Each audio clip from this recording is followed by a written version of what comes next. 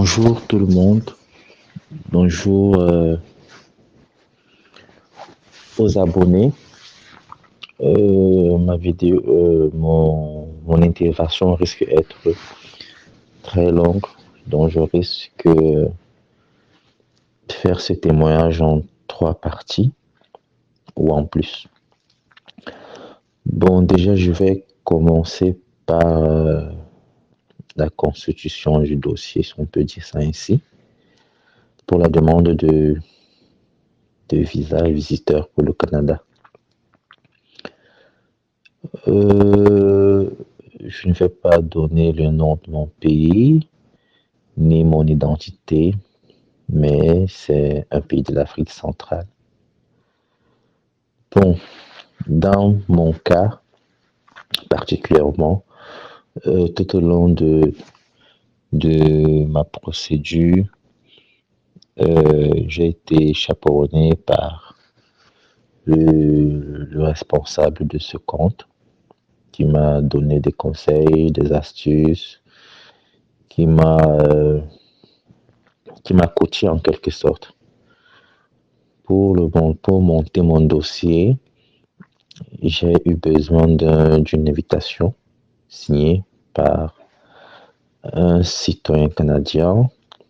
J'ai eu besoin de la prise en charge. J'ai eu besoin des preuves de fonds pour moi-même. J'ai eu besoin d'un dossier professionnel qui comportait contrat de travail, lettre de congé, bulletin de paye. J'ai eu besoin d'une assurance voyage, une réservation de billets d'avion aller-retour. J'ai eu besoin également on va appeler ça quoi? Des preuves d'attache physique dont j'avais une femme, une conjointe de fait et des enfants que j'ai dû déclarer. Donc, en gros, c'est ça tout mon dossier de procédure de demande de visa visiteur. Pour préparer toute la documentation, il m'a fallu 4 mois parce qu'il fallait faire mouvementer mon compte.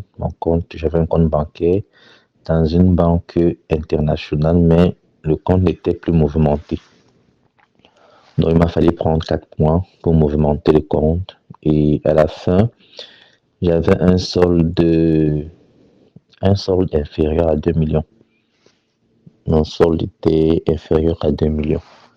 Mais oui, c'était, je me rappelle pas bien, mais c'était inférieur, ça n'atteignait pas 2 millions en tout cas. Dans la préparation, ça m'a pris 4 mois. Et maintenant, quand j'ai soumis mon dossier, de la soumission du dossier jusqu'à la réponse, ça m'a pris 2 mois. 2 mois. Ça m'a pris 2 mois d'attente. Maintenant, après l'obtention du visa, la préparation du voyage et tout, ça m'a pris également 2 mois. Donc, on va dire en 8 mois, de la préparation des documents jusqu'au voyage, je suis arrivé au Canada. Et vraiment, quand vous faites une procédure, ne soyez pas trop pressé. Parce qu'à un moment, quand j'ai mon visa, j'ai voulu voyager directement. Mais dans mon dossier, il était question que je voyage en Barse. Alors, mon conseiller, qui est le propriétaire de ce compte, m'a dit, tu as déjà ton visa, je ne sais pas pourquoi tu es pressé. Et c'est un visa visiteur. Il m'a dit, bon voilà, mets toutes tes chances de ton côté. Il ne faudrait pas que tu partes avant et on te bloque à l'aéroport. Donc, attends ton jour de voyage, le jour que tu as mentionné dans ta demande, et tu fais ton voyage. Donc, c'est comme ça que j'ai patienté. Et je me suis préparé encore mieux pour pouvoir faire ce voyage-là. Maintenant, le voyage s'est très bien passé de l'aéroport de mon pays à l'escale. jusqu'à l'arrivée. Le voyage s'est très bien passé. Je n'ai eu aucun souci vraiment.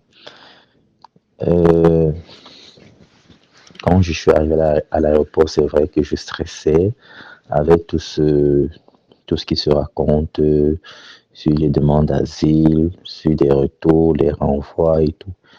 Je stressais à un moment, je voulais même changer d'avis. À un moment à l'aéroport, je voulais même changer d'avis. Mais ce qui m'a fait ne pas changer d'avis, déjà, euh, j'ai écouté un autre témoignage aussi d'un ancien qui est passé avant moi, qui nous rassurait que c'est pas quelque chose de compliqué, que ça va, ça passe facilement. Et aussi, je n'avais pas quelqu'un qui devait m'héberger sur le champ. C'est vrai que j'avais des connaissances, mais c'était pas des connaissances prêtes à m'accueillir chez eux. Et vu que je suis arrivé à 20 heures, vu que je suis arrivé à 20 heures et ils sont pas très proches de l'aéroport, donc du coup, c'était pas vraiment évident. Et je suis arrivé en semaine. C'était même pas un week-end pour dire que bon, il n'a rien à faire demain, donc je suis arrivé en semaine. Quand je suis arrivé à l'aéroport, je suis allé vers les guichets pour scanner mon passeport. Déjà, mon passeport refusait, peut-être c'est moi qui me prenais mal. Ça refusait. Après, j'ai vu un agent en fait, un agent frontalier qui était là. Et je lui ai dit, mon passeport ne scanne pas. Il m'a dit, non, dirige-toi vers le comptoir. Tu expliques à l'agent, il va gérer. Je me suis dirigé vers le comptoir. Avec tout le stress, j'ai encore fait demi-tour. Je me suis dit, bon voilà. Et j'ai vu le passager qui était à côté de moi, qu'il avait eu, lui, il avait scanné son ticket. Je lui ai demandé, bon voilà, comment toi tu as fait pour scanner ton passeport? Je crois qu'il m'a répondu qu'il n'avait pas de passeport, mais qu'il avait la carte de résidence. Et il m'a dit comment il faudrait que je positionne mon passeport pour scanner. Donc je suis retourné sur les bornes, j'ai scanné mon passeport. Cette fois-là, ça a pris. J'ai scanné, il y a des questions qu'on pose, des questions auxquelles j'ai répondu. Et on m'a donné un ticket. Quand on m'a donné le ticket, je me suis dirigé, j'ai suivi la file. Je me suis dirigé vers l'agent frontalier. Quand je suis arrivé, bonjour, j'ai donné mon passeport, en fait, les documents que j'avais, le passeport et le ticket. Ils n'ont pas besoin d'autre chose. Ils ont juste besoin de ton passeport et du ticket que tu as retiré au niveau de la borne. Bonjour monsieur, oui bonjour, bienvenue, vous venez faire quoi au Canada? J'ai juste dit, je viens faire une demande d'asile. Il m'a dit, ok. Il a signé sur mon ticket, il m'a dit, va t'aligner. Il m'a envoyé vers le bureau d'immigration 1, je crois. Il y avait une file d'attente. C'était peut-être 5 ou 6 personnes. Je me suis aligné là. Il y a un autre agent qui lui aussi est venu contrôler. Il regardait les passeports et autres. Il posait des questions aux gens. Pourquoi vous êtes là? Quand il est arrivé chez moi, il m'a demandé, vous venez d'où? Je dis, je viens du Cameroun. Il m'a dit, ah voilà, le voyage s'est bien passé. J'ai dit oui. Il m'a dit, vous venez pourquoi? J'ai dit pour une demande d'asile. Il m'a dit, ok. Il m'a remis mes documents et il m'a dit, bon voilà, quand tu vas arriver au niveau du comptoir chez mon collègue, tu lui redis la même chose. Là, il va te donner un formulaire et il va garder ton passeport, d'accord? J'ai dit d'accord. Déjà, je savais comment ça va se passer, je savais qu'il va rester mon passeport. Et je vous assure que les agents frontaliers ne sont pas là pour nous intimider. Ils ne sont pas là pour nous renvoyer dans nos pays. Ce sont des personnes, sont des humains, et de deux, ils sont assez, je vais dire quoi, sympas. Pour ce que j'ai vu, c'était des personnes assez sympas, assez cool. Ils n'ont pas de temps à perdre. Il n'y a pas de perte de temps. Donc, c'était vraiment assez cool. Quand j'arrive au niveau du comptoir du thème bureau d'immigration 1, immigration 1, le monsieur me demande encore, vous venez faire quoi? J'ai dit la même chose. Il m'a donné un formulaire à remplir et un formulaire de couleur, je crois, rouge. Et un stylo. Il a retenu mon passeport.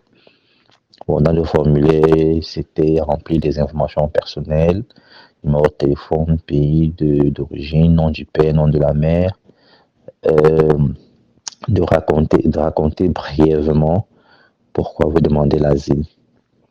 Brièvement, pas dans les détails, brièvement.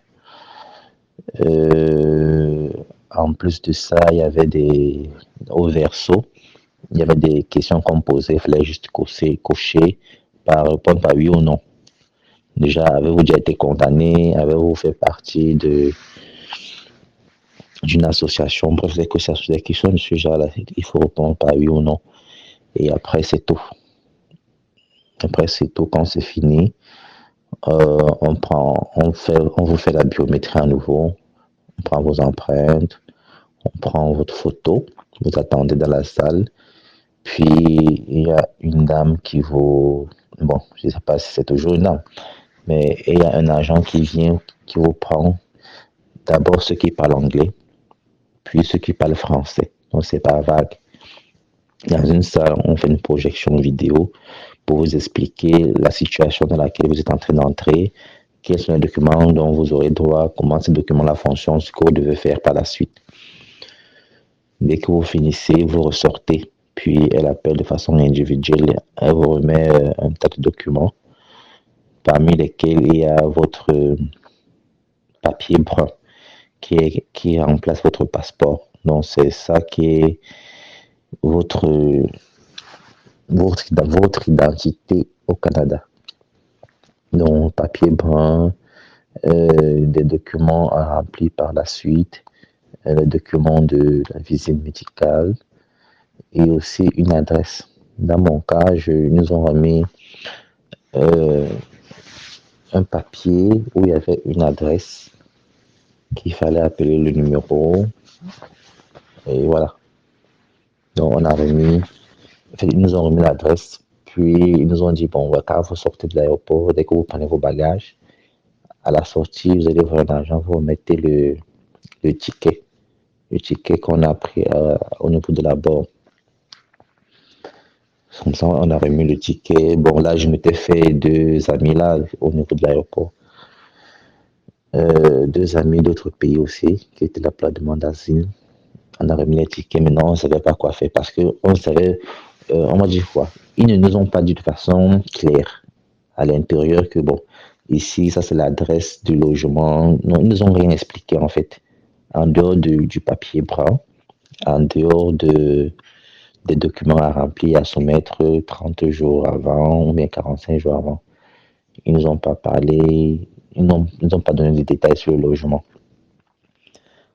Quand nous sortons, donc, on demande au monsieur qui remet le ticket que bon voilà, qu'est-ce qu'on fait le logement, ça se passe comment?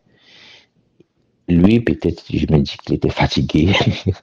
Je me dis peut-être qu'il était fatigué, mais la main dont il nous a répondu, il nous a dit, mais on vous a remis les documents là-bas à l'intérieur. On dit oui. Il dit, regardez là, nous, votre logement, ça ne nous concerne plus. C'est quand on s'assoit, on regarde les documents, on se rend compte qu'il y a un document, un papier où il y a une adresse et un numéro de téléphone et rue. C'est comme ça on appelle le numéro de téléphone. Ils nous disent que oui, on peut venir. On a pris un taxi, nous étions 3, on a pris un taxi. Pour arriver à l'adresse à Montréal, on a payé $70.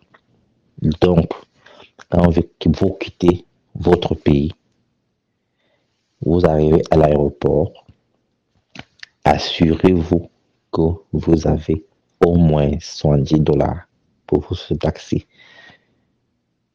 Au moins, je ne sais pas s'il y a si les prix diffèrent, mais dans notre cas, on avait payé la course à $70. Donc, rassurez-vous que vous avez $70 canadiens avec vous pour votre transport parce que l'aéroport ne va pas mettre un véhicule à votre disposition pour vous accompagner. Dans mon cas, ça n'a pas été le cas. Donc, ayez au moins $70. Autre précision, Et dans le formulaire, on vous demande le montant d'argent que vous avez sur vous. Ne mettez pas plus de 100 dollars. Parce que si vous mettez plus de 100 dollars, il y a certains avantages devant que vous n'allez pas bénéficier. Parce que je vous ai dit que je me suis fait 2 amis. J'ai dit plus haut que je me suis fait 2 amis et parmi les 2 amis, il y avait un Burkinabé. Lui, il a déclaré qu'il est venu avec 500 dollars canadiens. Ces passés ne sont passés, mais il ne bénéficie pas on va dire quoi, de la carte de transport à cause de ce qu'il a déclaré qu'il avait 500 dollars. Il ne bénéficie pas de la carte de transport. Nous avons fait une demande d'aide sociale. Bon, je ne sais pas s'il aura le même montant que nos autres ou bien je ne sais pas trop quoi. Moi, dans mon cas, j'ai dit que j'avais 60 dollars. J'ai dit que j'avais 60 dollars parce que j'avais déjà été préparé à l'avance. Donc, j'ai dit que j'avais 60 dollars. Nous sommes arrivés au centre d'accueil. Et quand on arrive là-bas, les bagages, les valises qu'on vient avec, on ne les récupère que 48 heures après. Parce qu'ils vont les mettre dans une sorte de chambre de chaudière, quoi. Une chambre qui chauffe. Je me dis peut-être c'est pour désinfecter ou je sais pas trop. Donc rassurez-vous, vos bagages, vous les récupérez 48 heures après.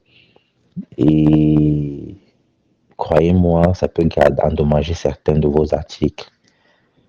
Mon ami burkinabé, il n'a pas eu de chance, il a perdu 2 de ses tennis qui se sont décollés dans ce processus-là.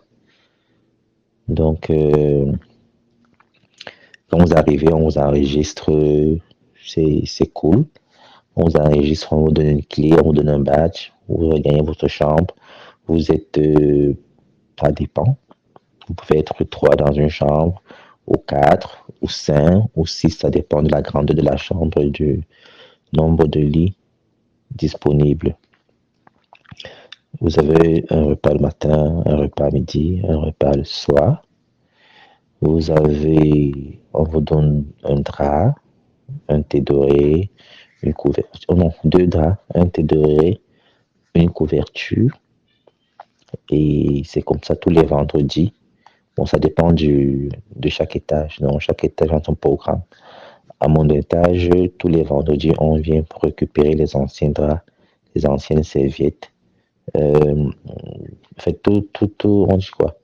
Toute la literie qu'on vous a donnée en entrant, on récupère le vendredi, ils vont aller laver, on vous donne une nouvelle literie. Donc, c'est comme ça que ça fonctionne.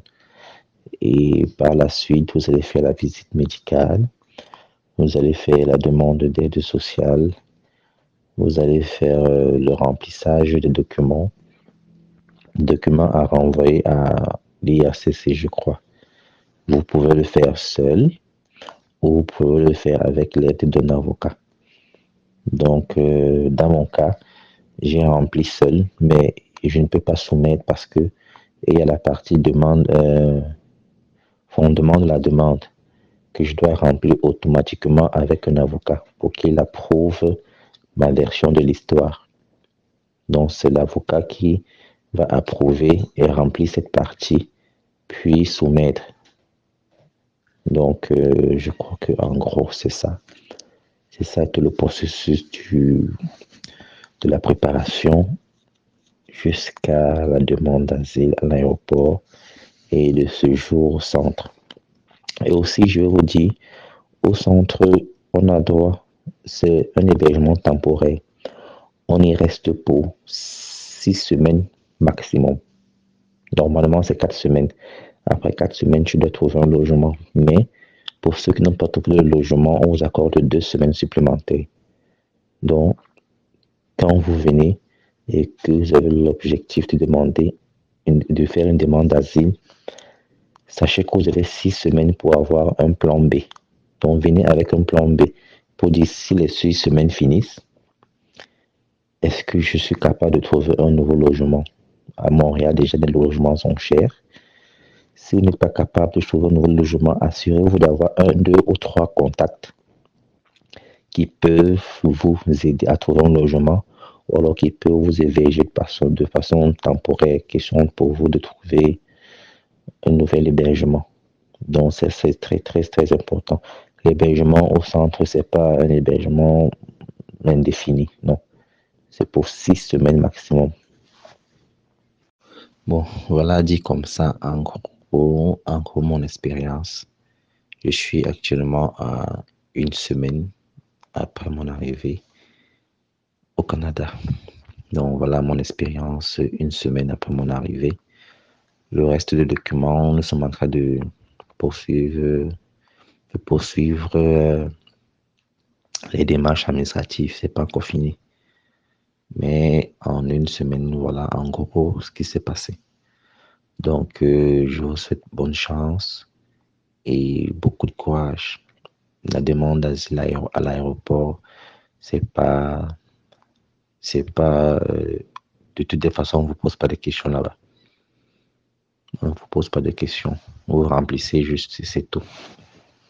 Donc, ça se passe très, très, très, très bien. Ne vous en faites pas.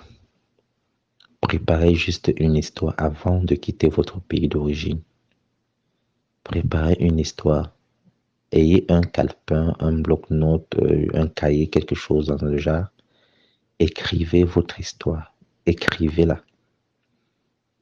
Écrivez votre histoire et il faudrait qu'elle soit une histoire assez logique et pertinente. Donc, écrivez votre histoire. C'est la même histoire que vous allez donner un petit résumé à l'aéroport. Et c'est la même histoire que vous allez donner en détail à votre avocat pour qu'il puisse soumettre à l'ISCC.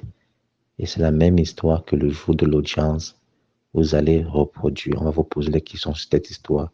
Et les réponses ne viendront pas d'ailleurs. Les réponses viendront de ce que vous avez déclaré. Donc, bonne chance à vous. J'espère que ça va très bien se passer pour vous. Et voilà, je vous souhaite de passer un agréable moment.